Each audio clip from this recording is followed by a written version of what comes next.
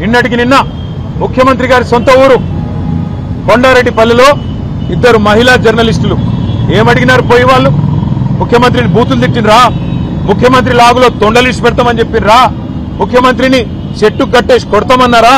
ముఖ్యమంత్రి గుడ్లు వీకి గోటీలు ఆడతామన్నారా? ఏమన్నారు? ఏం తప్పుడు మాటలు మాట్లాడినారు?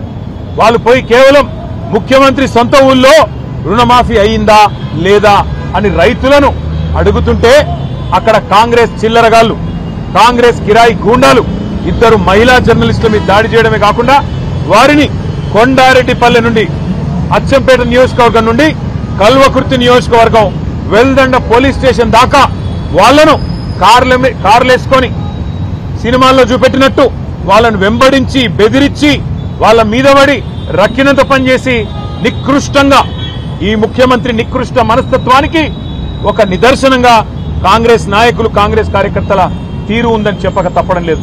ఇవాళ నేను అడుగుతా ఉన్నా, ఏం తప్పు చేసినారా ఇద్దరు ఆడబిడ్డలు? వాళ్ళిద్దరికీ ఇవాళ ముఖ్యమంత్రి గారికి క్షమాపణ చెప్పాలా?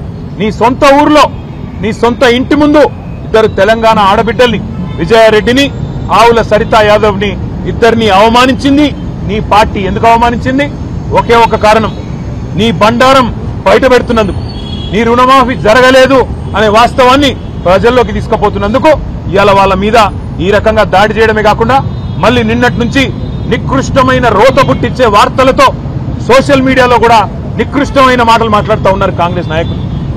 తమ్ముడు గ్యాదర్ కిషోర్ గారి నాయకత్వంలో ఆ నియోజకవర్గ రైతాంగం ప్రజాస్వామ్య పద్ధతుల్లో దాదాపు ఒక 500-600 మంది గుమిగూడి శాంతియుతంగా ట్రాఫిక్ కి అంతరాయం కాకుండా ప్రజలను ఇబ్బంది పెట్టకుండా కేవలం నిరసన చెప్పే క్రమంలో తమ కార్యక్రమం తాము నిర్వహిస్తా ఉన్నారు.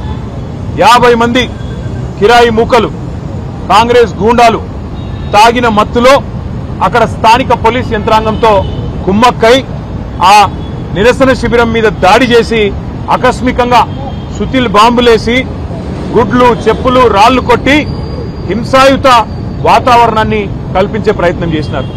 మా వాళ్ళు నిజానికి కనుక తిరగబడితే నిన్న 50 మంది కాంగ్రెస్ మూకలో కాంగ్రెస్ గూండాలలో ఒక్కడు కూడా మిగిలేటోడు కాదు. కానీ హింస ప్రజాస్వామ్యంలో హింస సమాధానం కాదు కాబట్టే మా వాళ్ళు గమ్మున ఉన్నారు. నిన్న దుర్మార్గం ఏంటంటే పోలీసు వాళ్ళు స్వయంగా స్థానిక పోలీసులు ఆ నిరసన శిబిరం యొక్క టెంట్లు కూడా వాళ్ళు కూల్చేసి ఆ గూండాలకు వత్తాసు పలకడం ఏదైతే ఉందో ఇది రాష్ట్రంలో నడుస్తున్న రేవంత్ రెడ్డి అనే ఒక పిరికి పంద పరిపాలనకు ఇది సంకేతంగా నిదర్శనంగా మేము అనుకుంటా ఉన్నాం. పొంగులేటి గారికి అంత శ్రమ అవసరం లేదు, పొంగులేటి గారికో ఇంకోరికి అంత శ్రమ అవసరం లేదు. FTL బఫర్ లో ఉన్న ప్రతి నిర్మాణం ఇప్పటికే అన్ని సెటిలైట్ మ్యాప్లు ఉన్నాయి. ఆయనంత బాధ కూడా పడాల్సిన అవసరం లేదు.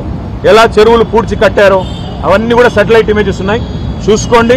రంగనాథ్ గారితో మాట్లాడుకోమనండి.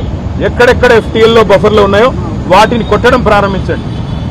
పొంగులేటి శ్రీనివాసరెడ్డి గారు, వివేక్ గారు, P6 వివేక్ గారు, అదేవిధంగా KVP రామచంద్రరావు గారు, మధు యాష్కి గారు, పట్నం మహేందర్ రెడ్డి గారు, ఇంకా కేవలం గుత్తా సుఖేందర్ రెడ్డి గారు వీళ్ళందరి ముందు నేలమట్టం చేసి ఆ తర్వాత సామాన్య ప్రజల మీద పడాలని చెప్పి ప్రభుత్వానికి నా విజ్ఞప్తి. Thank you.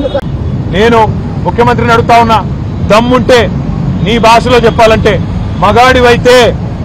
మగాడివైతే ఊళ్ళల్లోకి రా, సెక్యూరిటీ లేకుండా రా, పోలీస్ బలగాలను అడ్డం పెట్టుకొని కాదు, బ్యాంక్ అధికారులను అడ్డం పెట్టుకొని కాదు, వ్యవసాయ అధికారులను అడ్డం పెట్టుకొని కాదు, మేము కూడా వస్తాం, నువ్వు కూడా రా.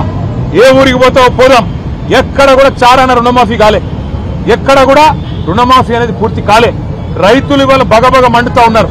ఎక్కడన్నా కాంగ్రెస్ వాళ్ళు ఊళ్ళలోకి వస్తే తరిమి కొట్టాలన్న ఆలోచనలో ఉన్నారు. అందుకే ముఖ్యమంత్రికి చెప్పేది, తప్పు పోలీసులది కాదు. పోలీసు వాళ్ళు ఏం చేస్తారు పాపం, ముఖ్యమంత్రి, మంత్రులు, అధికార గణం మీరేం చెప్తే అది చేయక తప్పదు.